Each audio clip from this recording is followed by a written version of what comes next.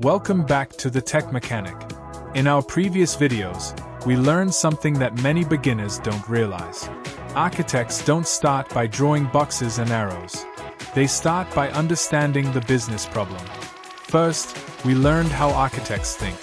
We discovered that architects focus on business goals, customer needs, scalability, security, and maintainability before choosing any technology. Then, in our last video, we learned how requirements become architecture. We saw how business requirements are transformed into services, databases, integrations, and architecture diagrams. But there's one important question still unanswered. How do we take all that knowledge and actually create a real architecture diagram? If a company asked you to design an Amazon-like shopping platform today, where would you start? Would you start with Azure? Would you start with AWS?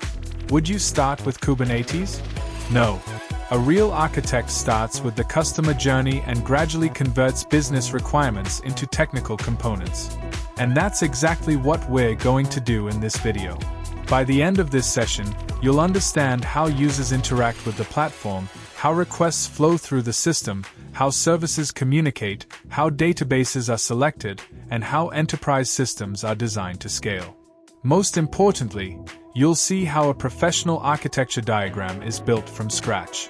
To do this, we'll use Draw.io, also known as Diagrams.net, one of the most popular tools used by architects and engineers to create professional architecture diagrams. Remember, Draw.io is only a tool. The real skill is knowing what components belong in the diagram and why. Throughout this video, I won't just show you how to draw the architecture. I'll explain the thinking behind every decision so you can start thinking like a solution architect. So let's begin and create an Amazon-style architecture diagram completely from scratch. Step 1. Adding users, web application, and mobile application. Now that we understand the business requirement, let's start building our architecture. The first component I'm going to add is users. This might seem obvious, but it's one of the most important steps in architecture design. Many beginners make a mistake here.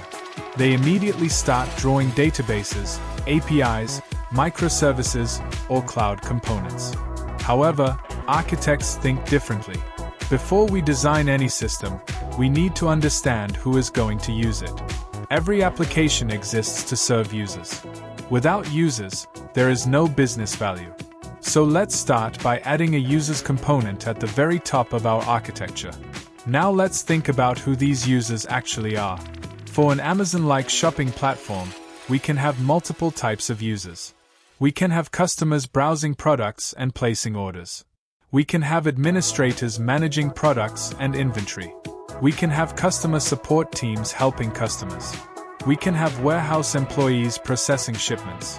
We can have business analysts reviewing reports and sales data. In a real enterprise architecture, we would often model all of these user groups separately. However, for this architecture, we'll focus primarily on customers because they represent the main user journey of the platform. Whenever architects design systems, they start by understanding the customer journey. Let's imagine a customer named John. John wants to buy a laptop. He opens the shopping application, searches for products, compares options, adds a laptop to his cart, completes payment, and tracks his order. Everything we design in this architecture will support that journey. That's why users always appear at the top of the architecture. The entire system exists to serve them. Now that we understand who is using the platform, the next question is, how do users access our system? Users cannot directly interact with databases. Users cannot directly call microservices. Users cannot directly connect to cloud infrastructure. They need an interface. This brings us to our next components: web application and mobile application. Let's add those now. Why do we need both? Because modern customers expect multiple ways to access a platform. Some users prefer shopping from a desktop or laptop browser. Others prefer using mobile devices. In fact, for many e-commerce companies today, mobile traffic is significantly higher than desktop traffic. That's why architects must think about multiple channels from the very beginning. Let's start with the web application. The web application is responsible for providing a user-friendly interface through a browser. This is the website customers see when they visit the platform. The web application displays product information, shopping carts, order history, search results, and customer profiles. Its primary responsibility is presenting information to users and collecting user input. Now let's add the mobile application. The mobile application serves a very similar purpose, but it's optimized for smartphones and tablets. Customers expect a seamless mobile experience. They want push notifications. They want biometric authentication. They want quick checkout. They want fast performance even on slower networks. This means mobile applications often have different design considerations compared to web applications. However, from an architectural perspective, both applications serve the same business purpose. They provide a way for users to interact with the platform. Now here's an important architecture principle. Notice that we are not placing business logic inside these applications. This is a common mistake beginners make. The web application should not contain order processing logic. The mobile application should not contain inventory management logic. The front end should focus on presentation. Business logic belongs in back-end services. Why? Because we want consistency. Imagine we put business rules inside the web application. Now we must duplicate the same rules inside the mobile application, and perhaps later inside another application. This quickly becomes difficult to maintain. Instead, architects centralize business logic in back-end services. The web and mobile applications simply communicate with those services. This approach improves maintainability, scalability, and consistency. Now let's connect our users component to both the web application and mobile application. These connections represent customer interactions with the platform. At this point, we've already established something very important. We understand who uses the system. We understand how users access the system.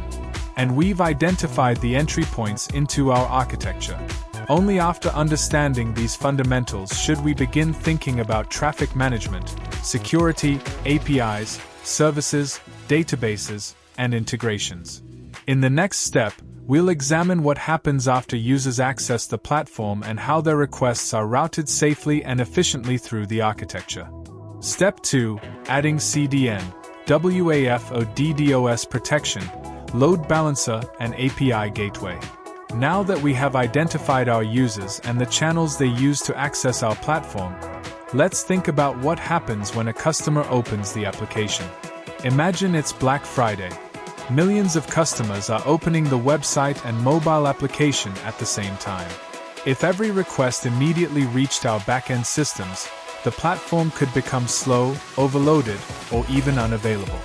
This is where architects start thinking about performance, security, scalability, and reliability. Let's begin by adding our first infrastructure component, the Content Delivery Network, or CDN. A CDN is a globally distributed network of servers that stores frequently accessed content closer to users. Think about an Amazon product page.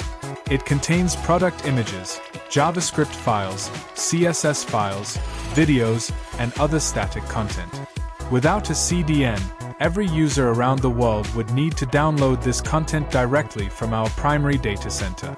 That creates unnecessary traffic and increases page load times. Instead, architects place a CDN in front of the application. When a customer requests a product image, the CDN serves it from the nearest location. This reduces latency, improves user experience, and significantly decreases load on back-end systems. As architects, we choose a CDN whenever we expect global users, high traffic volumes, or large amounts of static content. Examples include CloudFront, Cloudflare, Azure Front Door, and Akamai. Now let's move to the next layer, WAF and DDoS protection. A common mistake beginners make is focusing only on functionality and forgetting security. Architects cannot afford to think that way. Every system exposed to the internet will eventually receive malicious traffic. Attackers may try SQL injection attacks, cross-site scripting attacks, credential stuffing attacks, or automated bot traffic. In addition, large platforms may become targets of distributed denial of service, or DDoS attacks, where attackers attempt to overwhelm the system with massive amounts of traffic. This is why we place a Web Application Firewall, or WAF, in front of our application. The WAF acts like a security checkpoint. It inspects incoming requests and blocks suspicious activity before it reaches our back-end services. DDoS protection works alongside the WAF to absorb and mitigate large-scale attacks. As architects, whenever a system is internet-facing, security is not optional. A WAF and DDoS protection layer are usually considered standard architecture components. Now let's talk about the load balancer. Imagine our application is running on a single server. Everything works perfectly until traffic suddenly increases. Now thousands of users are competing for the same resources. Performance drops and eventually the server becomes overwhelmed. This is where architects introduce a load balancer. The load balancer distributes incoming requests across multiple back-end instances. Instead of one server handling everything, several servers share the workload. If one server becomes unavailable, traffic is automatically redirected to healthy instances. This improves availability, scalability, and fault tolerance. When architects expect growth, high traffic, or strict uptime requirements, a load balancer becomes a critical part of the design. Now let's add our final component in this layer, the API gateway. As our platform grows, we'll introduce many back-end services. User service, product service, cart service, order service, payment service, notification service. Without an API gateway, the web and mobile applications would need to communicate directly with every service. This creates complexity and increases maintenance effort. Instead, architects introduce an API gateway as a single entry point for all back-end APIs. The API gateway handles request routing, authentication, authorization, rate limiting, logging, monitoring, and traffic management. Think of it as the front door of our back-end architecture. Clients only need to know one endpoint. The API gateway then decides which service should process each request. As architects, we choose an API gateway whenever we have multiple services, security requirements, or a need for centralized API management. Now let's step back and look at what we've built. The user opens the application. Static content is served through the CDN. Requests are inspected by the WAF and DDoS protection layer. Traffic is distributed through the load balancer. And finally, requests enter the platform through the API gateway. Only after passing through all these layers do requests reach our business services. This is how architects design systems that are secure, scalable, reliable, and ready for real-world traffic. Step 3. Adding business services. Once users reach the platform through CDN, security, load balancer, and API gateway, the next question is, where does the business logic live? Beginners often assume architecture is just connecting apps to a database. In reality, modern systems separate business capabilities into specialized services. Architects don't start with technology, they start with business needs. For an Amazon-like shopping platform, customers want to register, browse, search, add to cart, order, pay, track inventory, and receive notifications. Each of these becomes a dedicated service. This decomposition transforms a large business problem into smaller, manageable responsibilities. User service handles registration, login, password reset, profiles, addresses, and order history. Isolated because user management is a distinct capability. If social login is added tomorrow, only user service changes. This improves scalability and maintainability. Product service manages product details, descriptions, pricing, categories, brands, images, and specifications. Products change frequently, so isolating product service makes updates easier without affecting other services. Search service. Searching millions of products directly in a database is slow. Search service specializes in keyword search, filtering, sorting, suggestions, and relevance ranking, often using Elasticsearch. Separation ensures performance distinct from product storage. Cart service. Responsible for adding or removing products, updating quantities, saving carts, calculating totals, and managing sessions.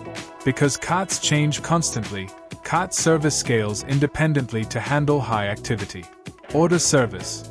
Critical for revenue.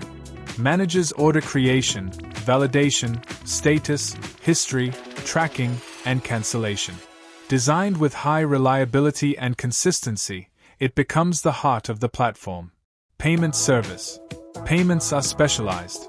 Handles authorization, confirmation, refunds, transaction tracking, and reconciliation. Integrates with providers like Stripe or PayPal. Isolation improves security, compliance, and flexibility. Inventory service. Ensures accurate stock levels, warehouse data, availability, reservations, and updates. Prevents selling out-of-stock items. Separation supports scaling distinct from product management. Notification service. Manages communication, order confirmations, shipping updates, password resets, promotional emails, SMS, push notifications. Keeps concerns separate. If WhatsApp alerts are added, only notification service changes. Architect's thinking process. Notice the pattern. Services are created based on business capabilities, not technology. User service. Product service. Search service. Cart service. Order service. Payment service. Inventory service. Notification service. Now that the business services are defined, the next step is to explore how they store, cache, and retrieve data efficiently, introducing databases for persistence, Redis for high-speed caching, and blob storage or search for handling massive product catalogs and media assets. Step 4. Adding databases, Redis and Elasticsearch. Now that we've identified our business services, the next question is, where will these services store their data? Many beginners think architecture means choosing one database for the entire application. In small applications that may work, but in large platforms like Amazon, different types of data have different requirements. As architects, we don't ask, what database do I like? Instead, we ask, what problem am I trying to solve? Let's start with the user service. User database. The user service manages customer accounts, login information, addresses, and profiles. This data is highly structured and must remain consistent. When a customer changes their address or updates their profile, we cannot afford data corruption. That's why architects often choose relational databases such as MySQL, PostgreSQL, SQL Server, or Oracle. Relational databases provide strong consistency and reliable transactions. For user information, consistency is usually more important than speed. That is why user service gets its own user database. Product database. Now let's look at product service. An e-commerce platform may contain millions of products. Different products have different attributes. A laptop has IAM, processor, and storage. A shirt has size, color, and material. A refrigerator has capacity and power ratings. The structure can vary significantly. Because of this flexibility requirement, architects often choose NoSQL databases such as MongoDB, DynamoDB, or Cosmos DB. These databases handle large product catalogs more efficiently and allow flexible schemas. That is why product service gets its own product database. Search service and Elasticsearch. Now many beginners ask, why do we need Elasticsearch if product information already exists in product database? The answer is simple. Storing data and searching data are two different problems. Imagine Amazon has 50 million products. A customer searches for gaming laptop under $1,000 with 16 gigabytes IAM. Performing this type of search directly on a database would be slow and expensive. This is where Elasticsearch comes in. Elasticsearch is optimized for keyword search, filtering, sorting, autocomplete suggestions, relevance ranking, Instead of querying product database directly, search service queries Elasticsearch. This provides a much faster user experience. Architects introduce Elasticsearch whenever search becomes a critical business feature.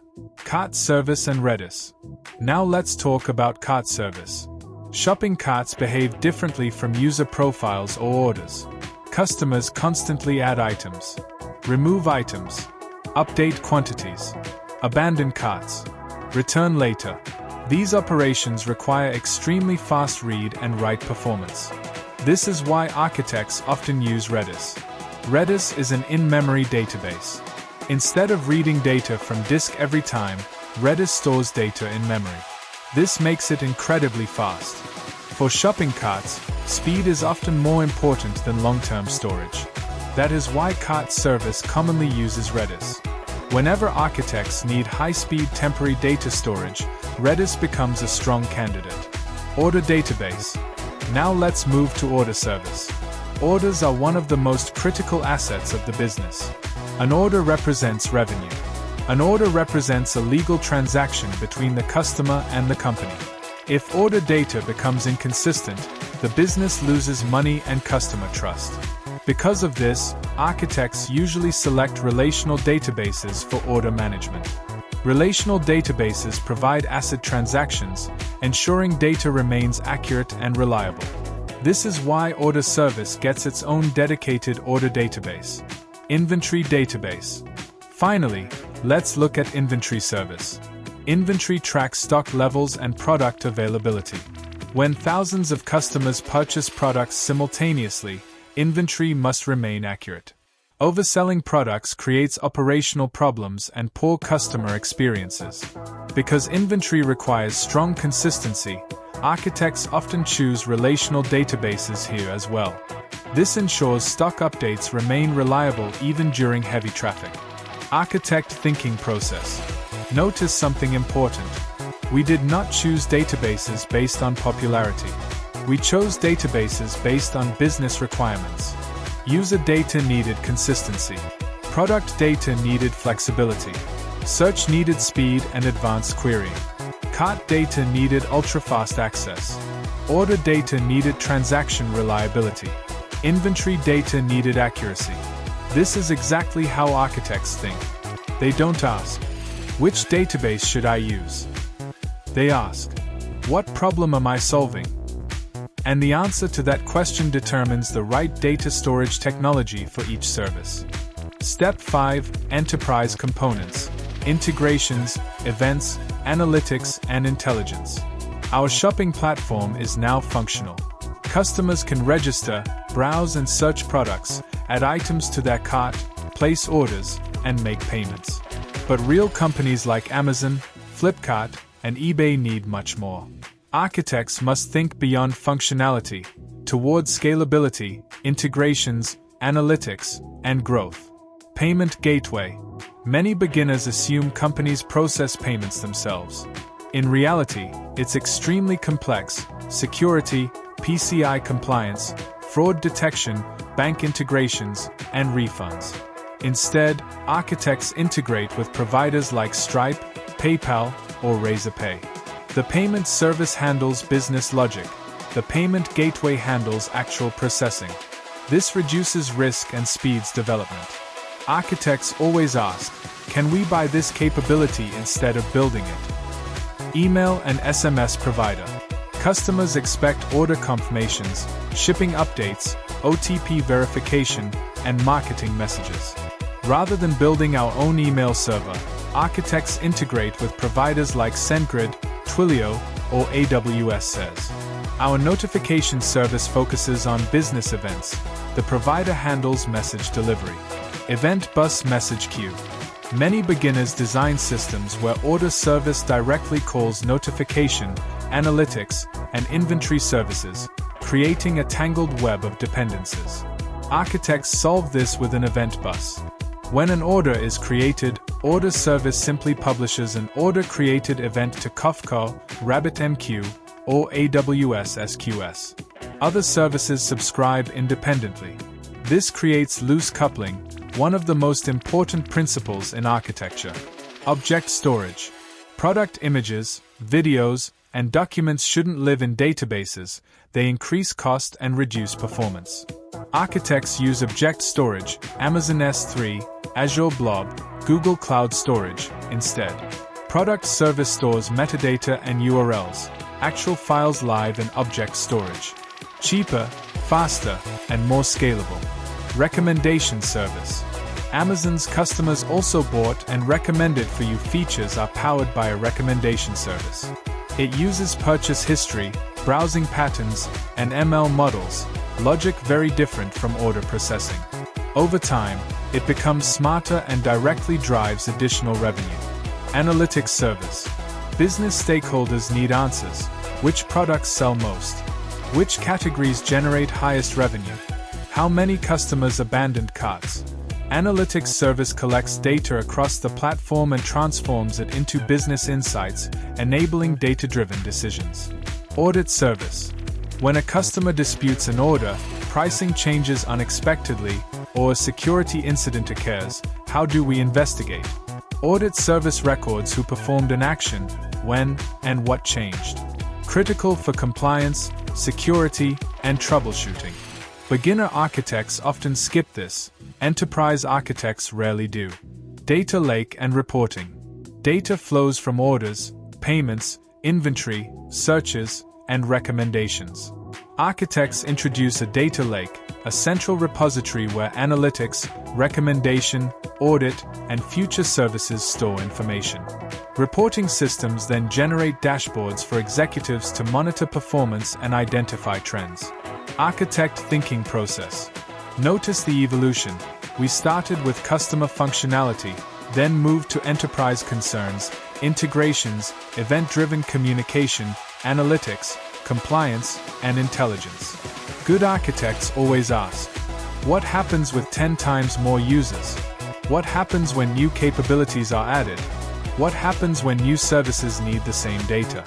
These questions lead to event buses, analytics platforms, recommendation engines, and data lakes, and that's how a simple shopping app becomes true enterprise architecture. Step 6. Enterprise architecture components. Our architecture now looks like a true enterprise system. Users, apps, APIs, services, databases, caching, and search. A beginner might think we're done. But an architect knows the real challenge is growth, scaling from 1,000 users to 100 million. Payment gateway. When a customer clicks place order, payment is next.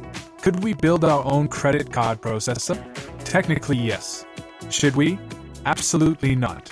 Payment requires certifications, fraud detection, banking integrations, and compliance.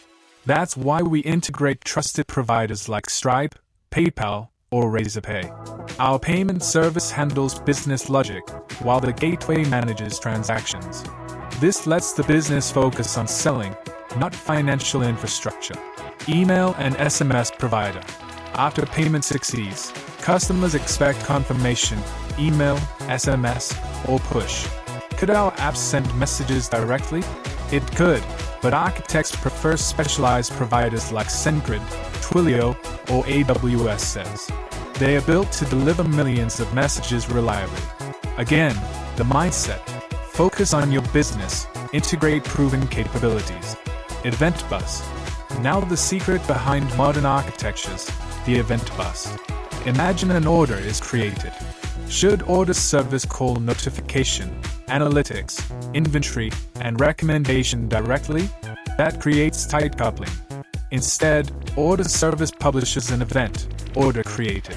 Technologies like Kafka, RabbitMQ, or Azure Service Bus let any service consume it independently. This loose coupling improves scalability and maintenance, a hallmark of enterprise design. Object storage. Products need thousands of images, videos, and manuals. Storing them in databases is inefficient. Architects use object storage, Amazon S3 or Azure Blob Storage. Product service stores references, while files live in storage. Databases stay lean, fast, and scalable. Recommendation service. This is where business value meets technology. Recommendation service powers customers also bought and recommended for you. It analyzes behavior and purchase patterns to drive sales. A good recommendation engine can add billions in revenue. Analytics and audit services. Business leaders care about insights, not APIs. Analytics service transforms technical data into revenue, conversion, and trend dashboards. Audit service records who changed products, updated inventory, or placed orders. These logs are vital for compliance, troubleshooting, and security. Data lake and reporting. Data flows from orders, payments, inventory, searches, and recommendations. Architects create a data lake, a central repository for enterprise data. Reporting platforms then generate dashboards and intelligence. Executives monitor performance, teams spot trends, and organizations make strategic decisions. Final architect lesson. Step back and see what we've built.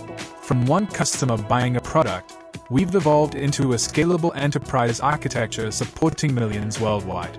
Architects don't design for today only, they design for growth, reliability, security, and the future. In the next video, we'll explore how these services communicate, scale, fail over, and operate in cloud environments like AWS and Azure. If you're enjoying this Solution Architect series, like, subscribe to the Tech Mechanic, and turn on notifications so you don't miss the next lesson. Remember, architects don't just draw boxes and arrows, they design solutions that power businesses.